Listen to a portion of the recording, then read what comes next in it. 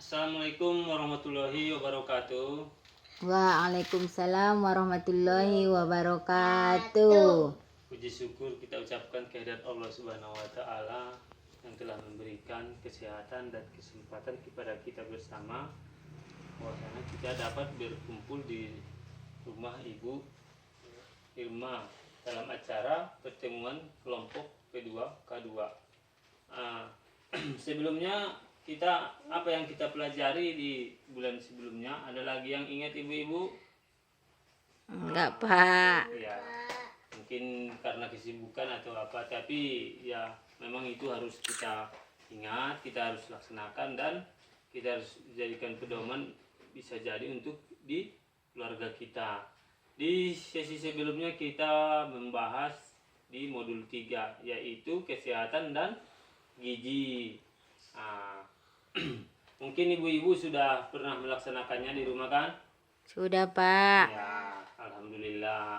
Mudah-mudahan nanti berdampak baik kepada Anak-anak kita. Di hari ini kita akan membahas tentang modul selanjutnya, yaitu modul PA. Modul PA ini adalah perlindungan anak. Nah, di modul ini ada beberapa langkah, sampai 7 langkah ya. Tapi di waktu ini saya akan membuat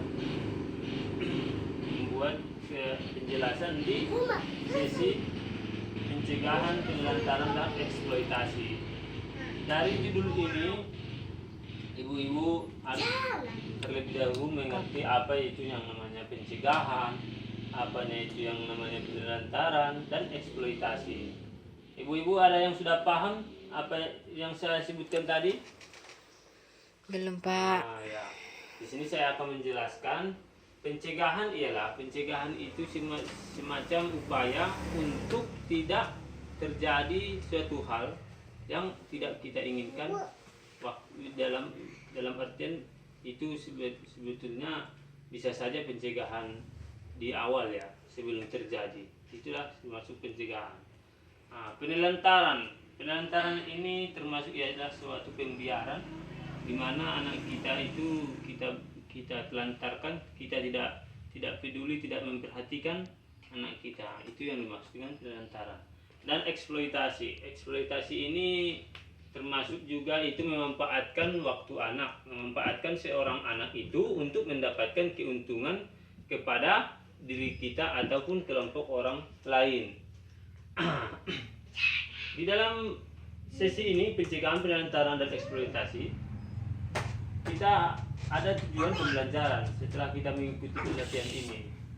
Nah, terus ibu-ibu harus memahami, menjelaskan, mengidentifikasi, dan memberikan contoh konkret mengenai cara mencegah, penelantaran, dan eksploitasi anak. Seterusnya kita harus juga terlebih dahulu mengerti itu apa yang disebut dengan anak, karena biar kata ini sederhana, tapi memang ini harus kita pahami. Pengertian anak ialah anak adalah seorang yang belum berusia 18 tahun, termasuk yang masih dalam kandungan, sesuai dengan Undang-Undang Perlindungan Anak Nomor 35 Tahun 2014. Anak juga mempunyai hak. Yang pertama, dia mempunyai hak, yaitu hak adalah hak melekat asas pada diri anak. Hak-hak anak adalah hak yang melekat pada martabat manusia sebagai insan ciptaan Tuhan Yang Maha Esa, yang sifatnya tidak boleh dilanggar oleh siapapun, dan yang seolah-olah merupakan suatu holy area, atau ini di pendapat dari Umar Syekh. Hak-hak dapat diartikan hak melekat asasi pada diri anak, pemberian Tuhan Yang Maha Esa. Hak ada sejak dilahirkan bahwa saat di dalam kandungan. Ada juga yang membagikan di klaster hak anak. Klaster yang pertama, hak sipil dan kebebasan. Klaster yang kedua, lingkungan dan keluarga, pengasuhan alternatif. Klaster 3, kesehatan dan kesejahteraan dasar. Klaster 4, pendidikan waktu luang dan kegiatan budaya. Klaster 5, langkah-langkah perlindungan kasus. Ini di poin 1 sampai 5. Ini adalah klaster-klaster yang kita bagikan untuk memudahkan kita dalam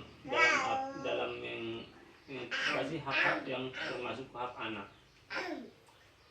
Di sini ada akibat penelantaran anak. Penelantaran anak yang tadi saya jelaskan ialah penelantaran itu yang pembiaran ataupun semacam tidak akan pedulian kita kepada anak kita, baik itu dalam lingkungan ataupun dalam sekolah, apapun kegiatannya tidak kita perhatikan. Akibatnya itu bisa jadi putus sekolah, kurang gizi, celaka, luka, sakit, digigit binatang, kalajengking atau sebagainya, sering ketakutan, kemampuan berbahasa rendah, anak merasa tidak aman, susah bergaul, mengalami masalah. Ibu-ibu ada di sini yang pernah menelantarkan anak?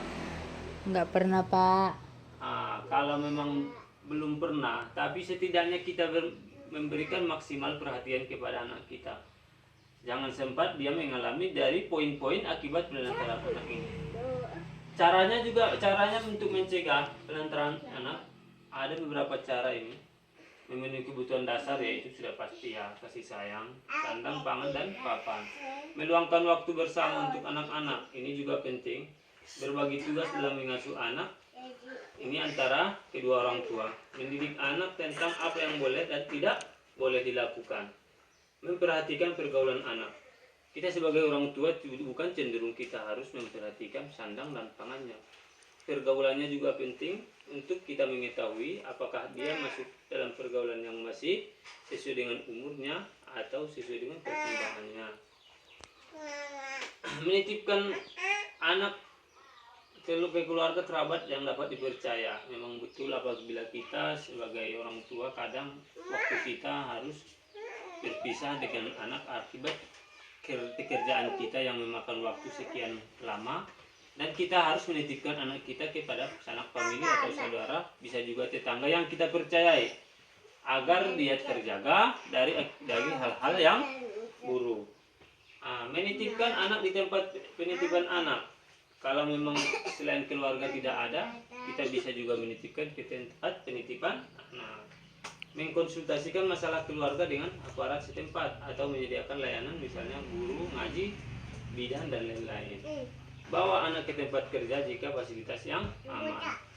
Selain juga kita dalam bekerja, kalau memang misalnya mendukung untuk membawa anak ke tempat kerja tidak masalah, kita membawanya ke tempat kerja kita. Konsultasi dengan pendamping PKH.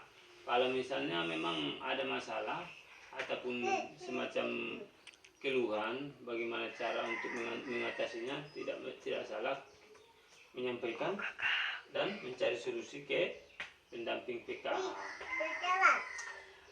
Seterusnya eksploitasi anak. Eksploitasi anak ini seringkali tidak dengar, memanfaatkan anak serta memperoleh keuntungan dari hal tersebut. Ini sangat memprihatinkan bahwasanya memang anak itu ialah saat dia ini memiliki umur di mana dia harus memanfaatkan umurnya untuk bermain, belajar, dan kegiatan-kegiatan yang tidak membebani fisik dan psikisnya.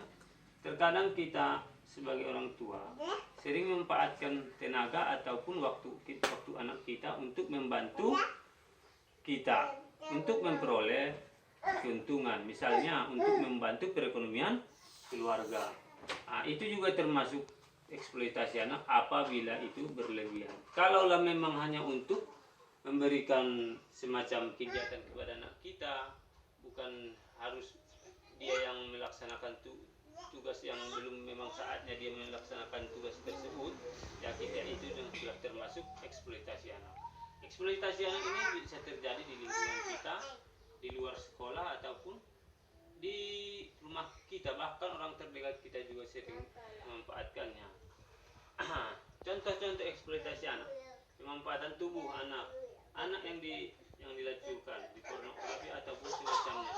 Saat sekarang di zaman IT yang berkembangan pesat, kadang orang tua kita lengah bahwa saatnya memang anak kita sering berkomunikasi atau berinteraksi dengan anak-anak yang lain yang tidak sesuai dengan ajaran kita, bahwa secara tidak langsung orang itu secara ikut-ikutan juga.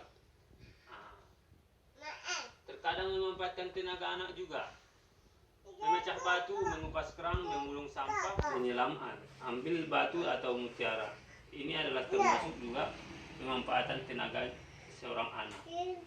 Nah, di sini ada unsur-unsur eksploitasi, ada keuntungan yang tadi saya sebutkan. Ada untungnya dia memanfaatkan hak anaknya. Nah, materi memperoleh uang sentuhan anak dilacukan pekerjaan digunakan untuk mengemis dan lain-lain.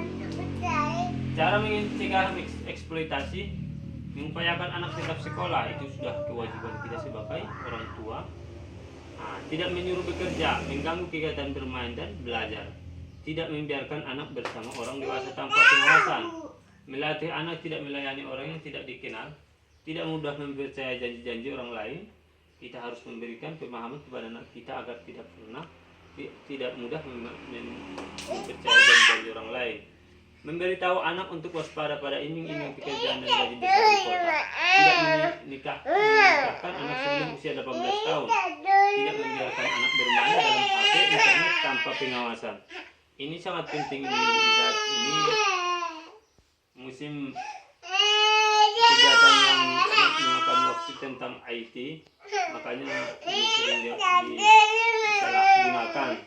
Ya, ibu-ibu masih semangat kan? Masih semangat kan ibu-ibu? Masih, Pak. Inilah salah satu contoh yang kita dapatkan apabila ada suatu hal yang bisa dapat mengganggu atau mengeksploitasi anak kita. Langkah waktu untuk menjengkrama bercerita dengan anak, kenali guru yang mengaji mereka. Kita sebagai orang tua juga harus menjalin kerjasama kepada pihak sekolah. Ada lagi yang kurang jelas dari beberapa flip chart yang saya gunakan, 1, 2, 3, 4. Ada lagi ibu? Yang nomor 3, Pak.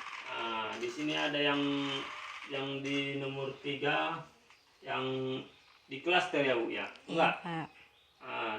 Klaster hak anak ini memudahkan kita untuk membagi yang mana yang dimilah hak-hak anak.